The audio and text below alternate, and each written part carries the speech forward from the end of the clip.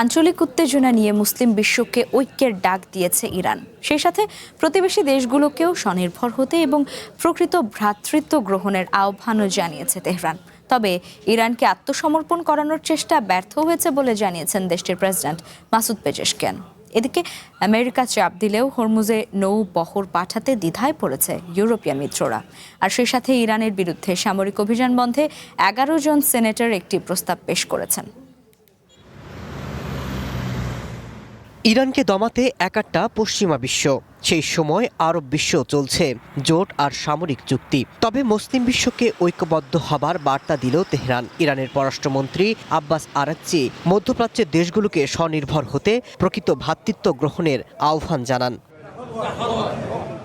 Tehran যুদ্ধ বা ভূখণ্ড সম্প্রসারণ চায় না, তবে জবরদস্তির কাছে নতি স্বীকার করবে না বলে মন্তব্য করেছেন মাসুদ পেজেশকিয়ান। সেই সাথে ইরানকে আত্মসমর্পণে বাধ্য করার চেষ্টা করা হলে তা রুখে দেওয়া হবে বলে জানিয়েছেন তিনি।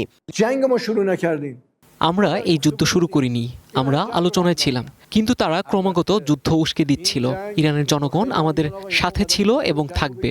আমরা এখন পর্যন্ত টিকে থাকতে পেরেছি, আর এখন আল্লাহর রহমতে আমরা আরো শক্তিশালী ও ক্ষমতাধর হয়ে থাকব। এদিকে হরমুজ নিয়ে সমাধানে আশাবাদী আমেরিকা। সেই সাথে সামরিক অভিযানের জন্য চলছে জোর প্রস্তুতি। তবে হরমুজ প্রণালীতে সংঘাত ঘটলে সেখানে নৌবহর পাঠাতে এখনও সংশয়ে ইউরোপীয় মিত্ররা। আল জাজিরার এক প্রতিবেদন বলছে, এই সংকটে ওয়াশিংটনের সাথে যুক্ত হয়ে নতুন করে কোনো সামরিক সংঘাত সৃষ্টি করতে চাইছে না ব্রিটেন এবং ফ্রান্সের মতো দেশগুলো। ট্রাম্পের পরিচালিত ইরান যুদ্ধ বন্ধ করতে আমেরিকার উচ্চকক্ষ সিনেটে একটি যৌথ রেজুলেশন পেশ করেছেন দেশটির 11 সেনেটর। এক্সে এক বার্তায় সেনেটর জন হেকেনপোলার লিখেছেন, ট্রাম্পের অবৈধ ইরান যুদ্ধ থামানোর জন্য তারা এই প্রস্তাব উত্থাপন করেছে।